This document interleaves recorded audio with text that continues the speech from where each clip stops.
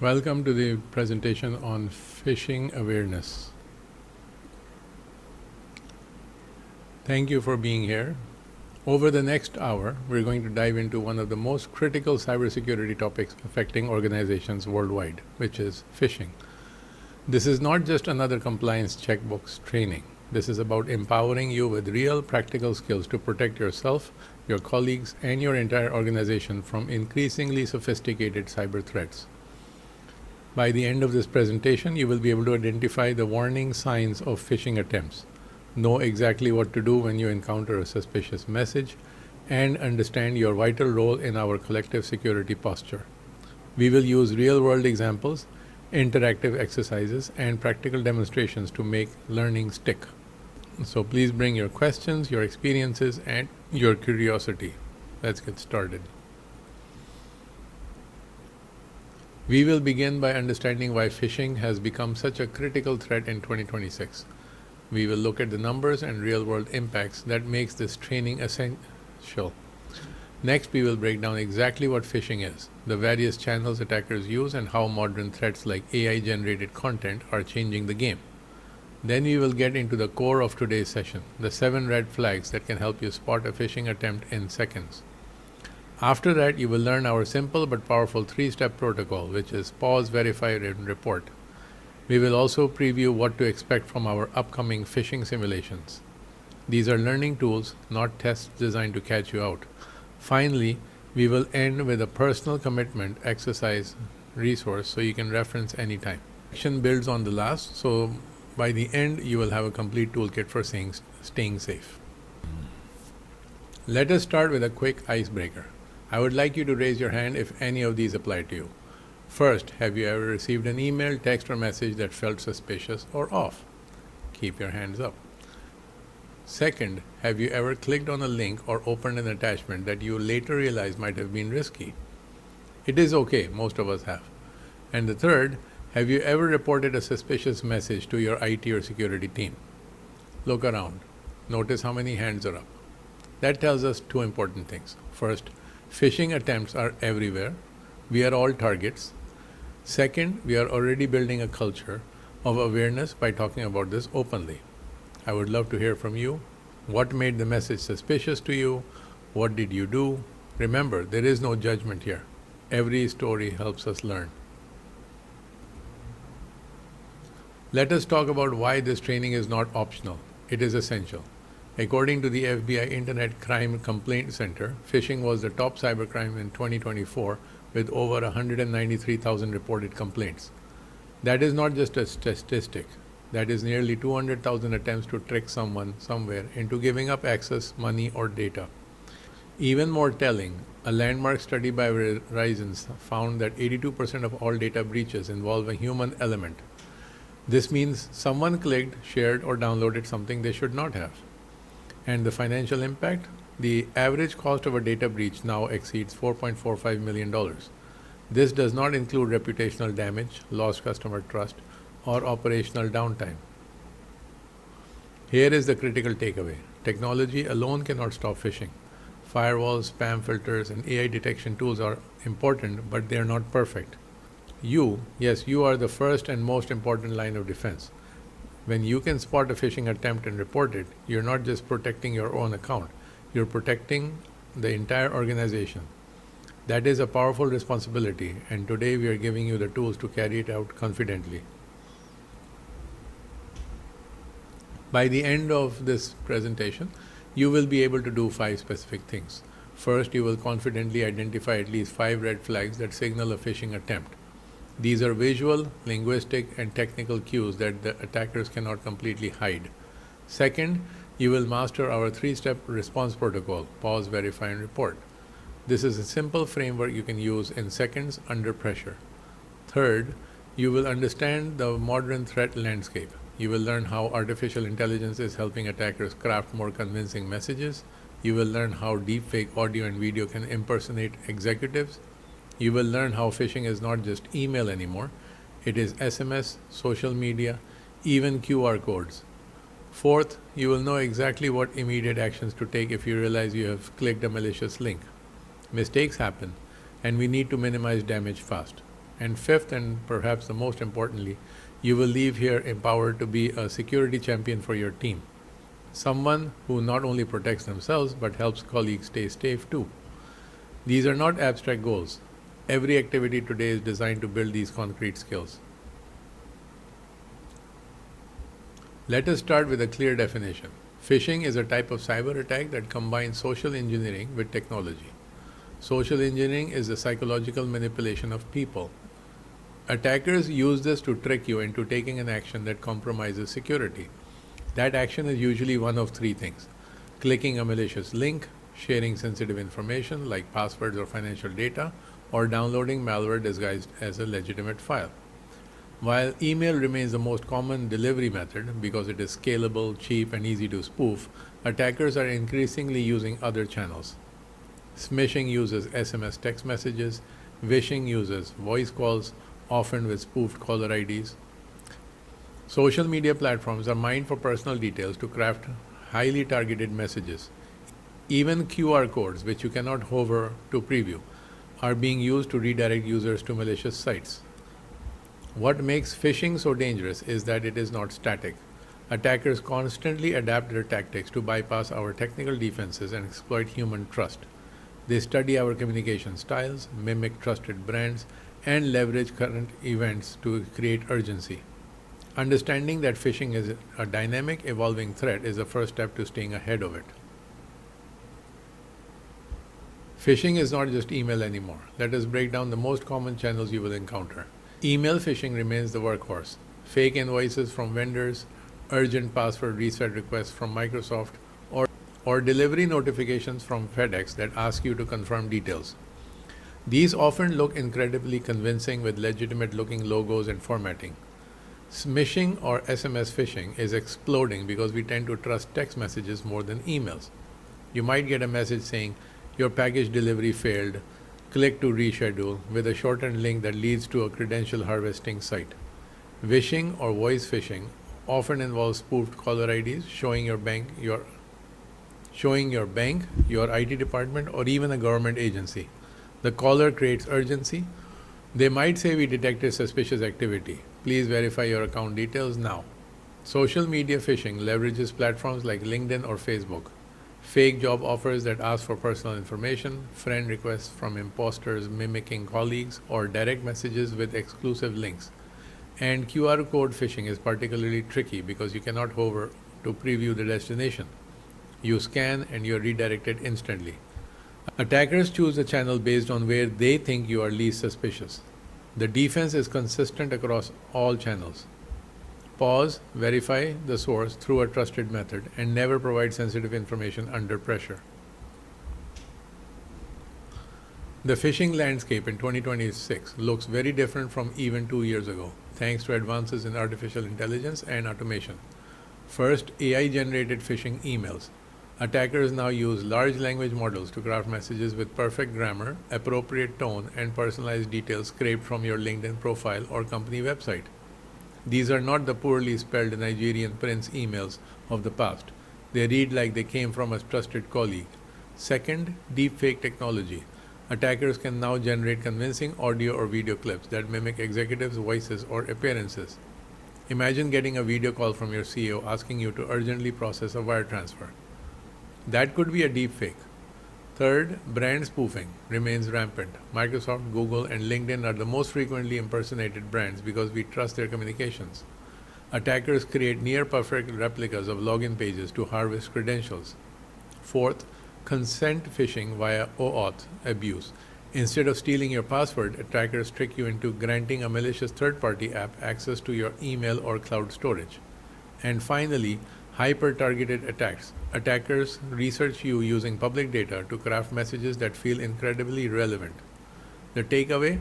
Trust but verify. Even messages that look and sound perfect require scrutiny. Now let us put theory into practice. On your screens, you will see two emails displayed side by side. One is a legitimate message from a trusted service. The other is a sophisticated phishing attempt designed to look nearly identical. Your task: work with the person next to you for 2 minutes to identify which is which, and list at least 3 clues that inform your decision. Do not worry about being wrong. This is a learning exercise. Look at the sender address, the greeting, the language used, any links or attachments, and the overall urgency of the message. Okay, let's hear from a few pairs. Which email did you think was phishing and why? Now let me reveal the answer and walk through the red flags you might have missed. Notice how the legitimate email uses your full name and personalized reference while the phishing one uses a generic greeting. See how hovering over the verify account link in the phishing email reveals a completely different domain. And that sense of urgency, your account will be suspended in 24 hours, is a classic pressure tactic. This exercise shows why we need both technical tools and human vigilance. The phishing email bypassed our spam filter, but with the right knowledge, you can spot what machines missed. Let us dive into our 7-point phishing checklist, starting with red flag number 1, urgent or threatening language. Phishing attackers rely on creating a sense of panic to short-circuit your critical thinking. They want you to act first and question later. Common phrases include, your account will be suspended in 24 hours, immediate action required to avoid penalties, or final notice. Update your payment information now. These messages exploit a psychological principle called scarcity bias. The fear of missing out or facing negative consequences pushes us to comply quickly. Here is the reality check. Legitimate organizations, your bank, your email provider, your HR department, almost never demand immediate action via unsolicited messages. If there is a genuine issue with your account, they will provide multiple ways to verify and resolve it, and they will not threaten immediate termination of service. When you see urgent language, that is your cue to pause. Take a breath. Ask yourself, would this organization really contact me this way? Then verify through a trusted channel, like logging into your account directly through the official website or app, not by clicking links in the message. Remember, urgency is a manipulation tactic. Your best defense is deliberate slowness. Red flag number 2, generic greetings. Many phishing emails start with impersonal salutations like dear valued customer, dear user, or even just hello. Why? Because attackers often send thousands of messages at scale and do not have your specific name or details. In contrast, legitimate organizations you have a relationship with, like your bank, your employer, your cloud service provider, typically personalize communications using your first name, your employee ID, or other identifiers they have on file. Now a quick caveat. Not every generic greeting means phishing. Some legitimate bulk communications like company-wide announcements or newsletter subscriptions may use generic terms. So use this one clue among several, not as a standalone verdict. Ask yourself, given the context of the message, should the sender know my name? If the message claims to be from your HR department about your benefits but addresses you as dear employee, that is a mismatch worth investigating. Also, watch for odd personalization. Attackers sometimes insert your name but get other details wrong, like referencing the wrong company or role. The key is consistency. Does the level of personalization match what you would expect from the sender in this context? When in doubt, verify.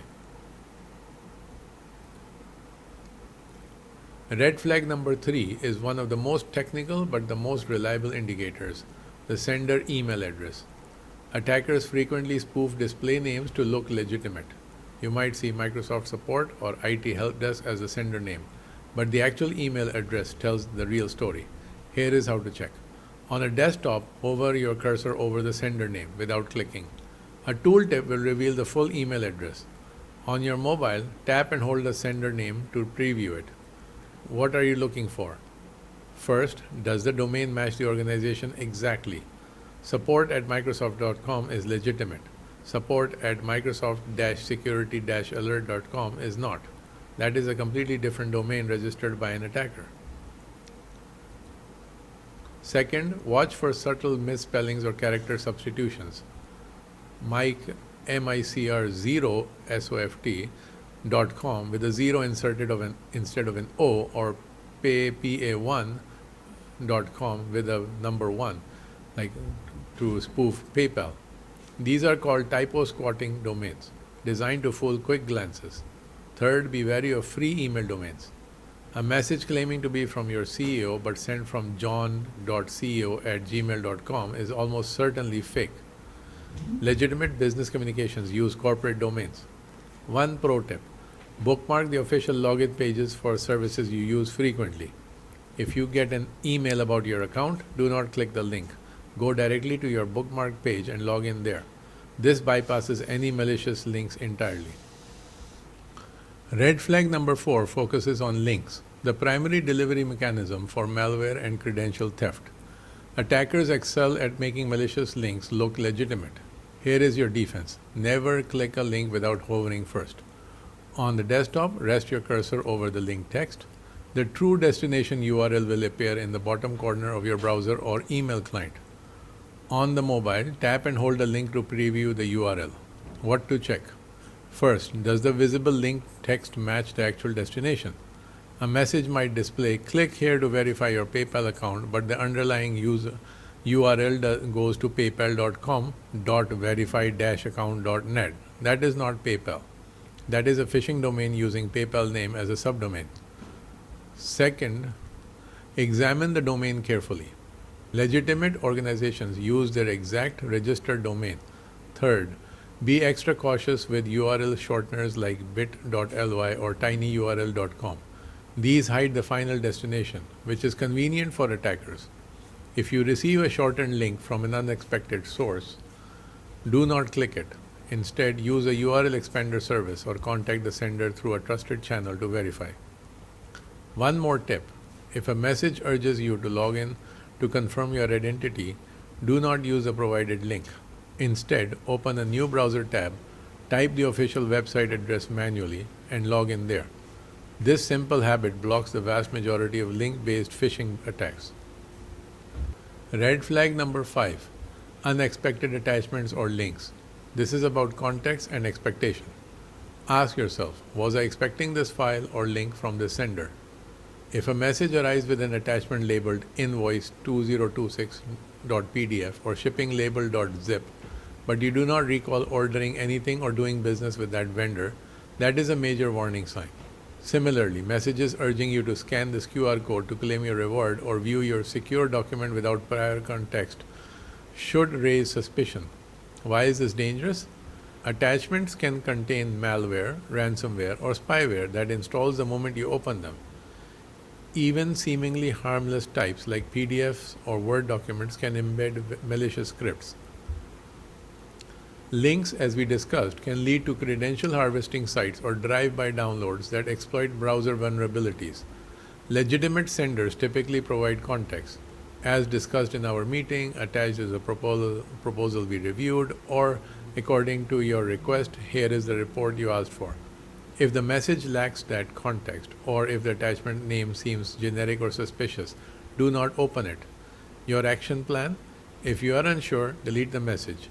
If you think it might be legitimate but unexpected, contact the sender using a phone number or email address you already have on file, not the contact information in the suspicious message. A quick 30-second phone call can prevent a months-long security incident. Red flag number 6 is critical: request for sensitive information. This is where phishing crosses from annoying to dangerous.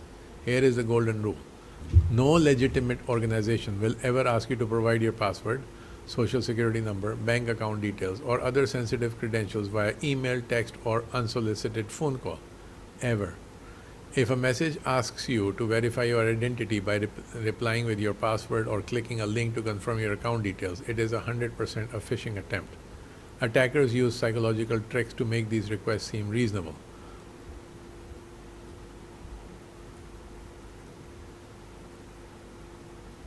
For your security, please confirm your credentials, or we need to update your records. Reply with your employee ID and date of birth. Do not fall for it. Even if the message appears to come from your IT department or HR, verify through a trusted channel. Call the help desk using the number on your employee badge, not the one in the email. Log into your account directly through the official website or app to update any information. Remember, security teams already have your employee ID. They do not need you to email it back. Financial institutions have secure portals for updating payment details. They will not ask for your full credit card number via text. When you see a request for sensitive data, treat it as malicious until proven otherwise through independent verification. Our seventh and final red flag: poor formatting or inconsistent branding. While sophisticated attackers can create very convincing replicas, they often miss subtle details that legitimate organizations get right. Look for blurry or pixelated logos that suggest the image was screenshotted rather than sourced from official brand assets. Inconsistent fonts or colors that do not match the organization's style guide.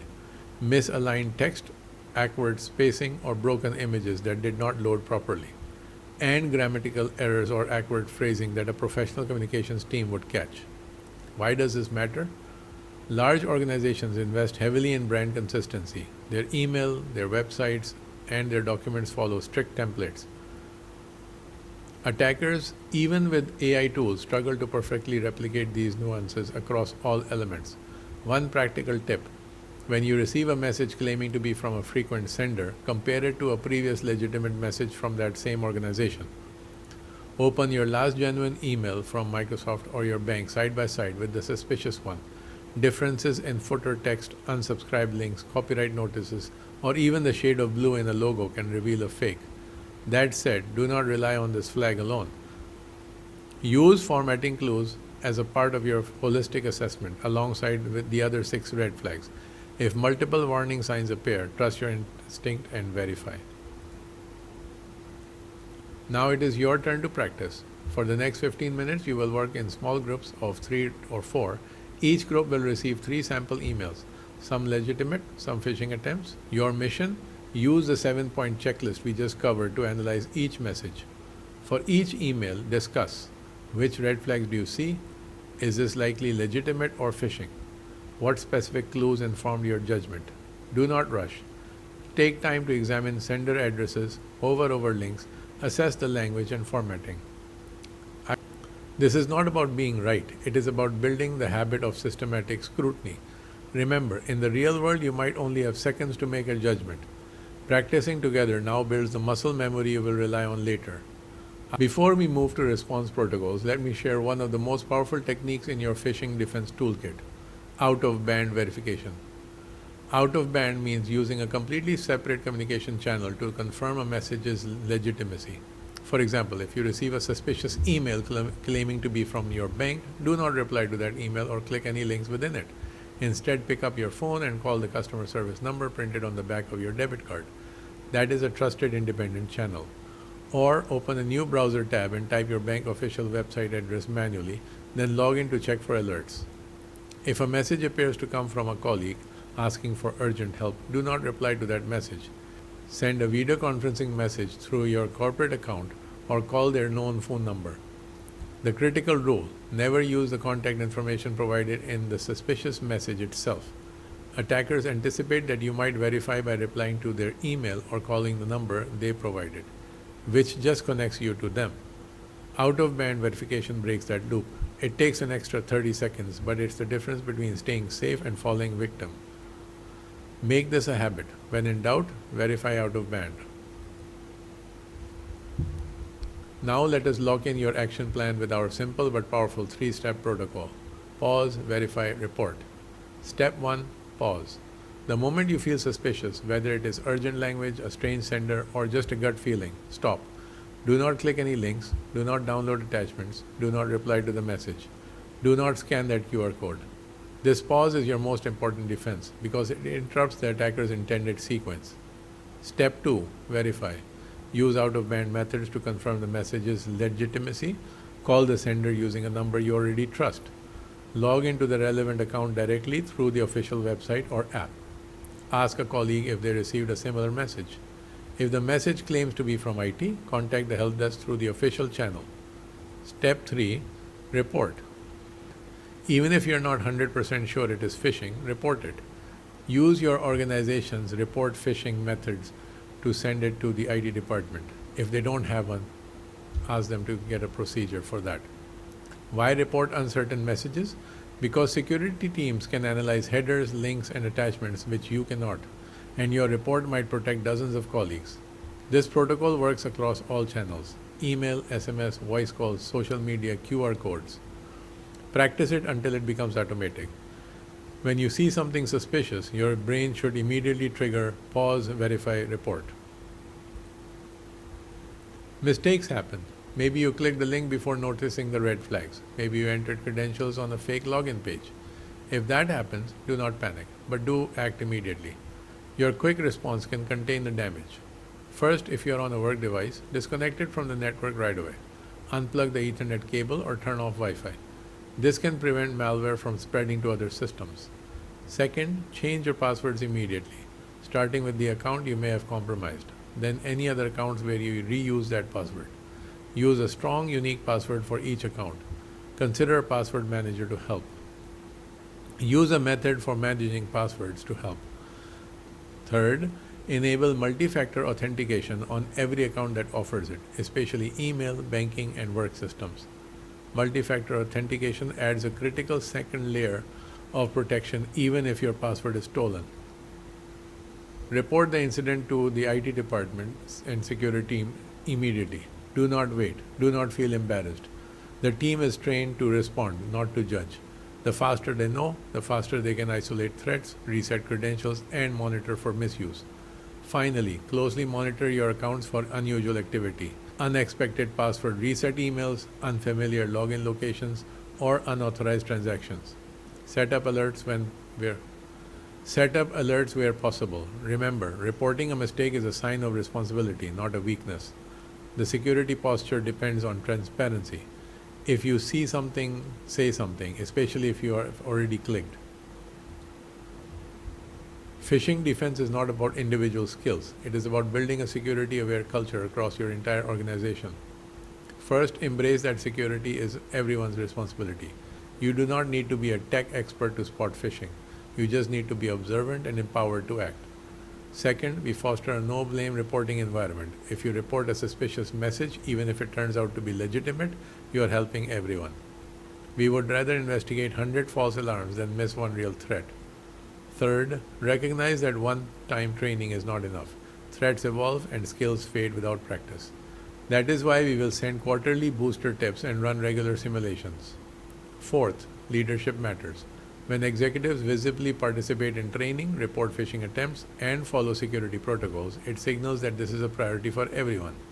Finally, we measure success not by how many people complete this training, but by behavior change. Are more people reporting suspicious messages? Are simulation click rates decreasing? Are incidents being caught earlier? Your engagement today directly contributes to these outcomes. Ask yourself, how can I be a security champion for my team? Maybe it is sharing a tip you learned today, or gently reminding a colleague to hover above before clicking.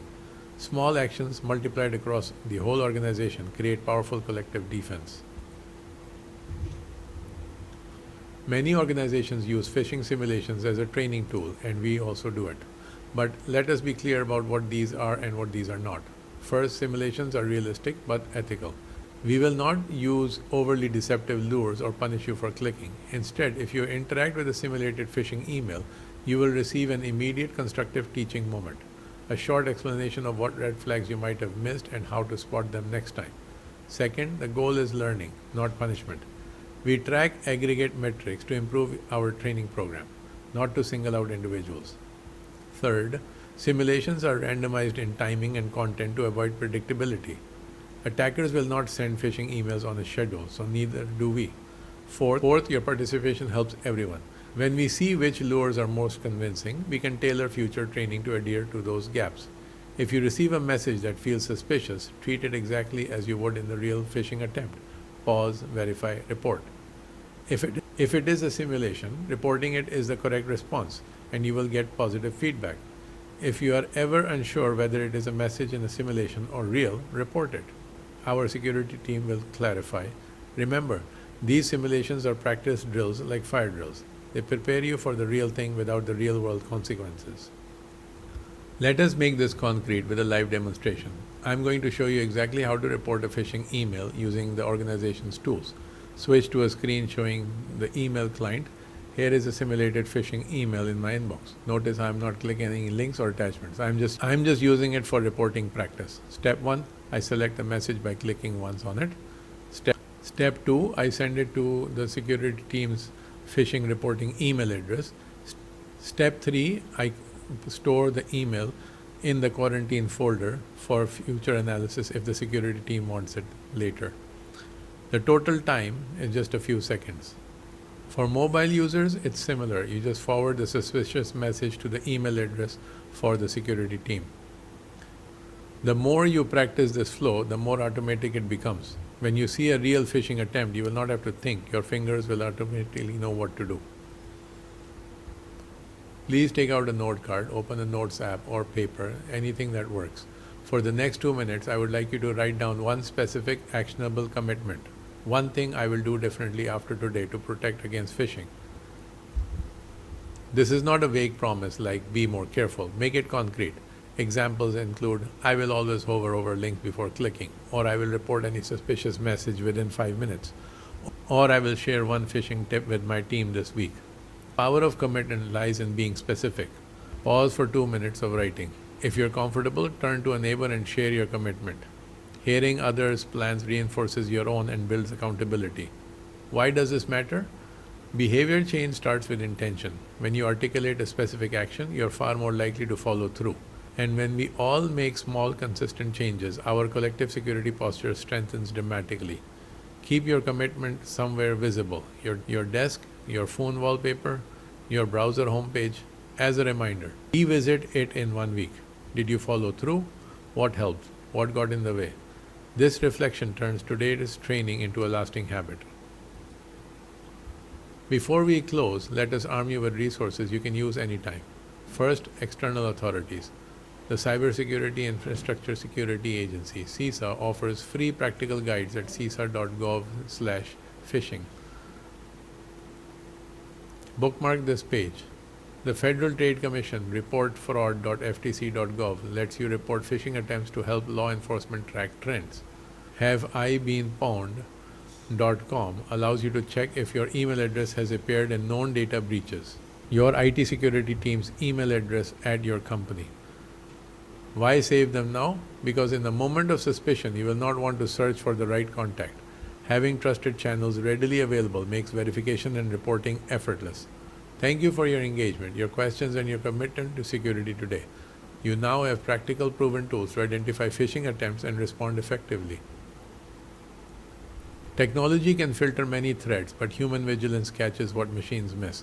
By staying alert, verifying suspicious messages, and reporting promptly, you protect not just your own data, but the entire organization. Thank you for being part of that defense. Stay safe, stay skeptical, and stay empowered.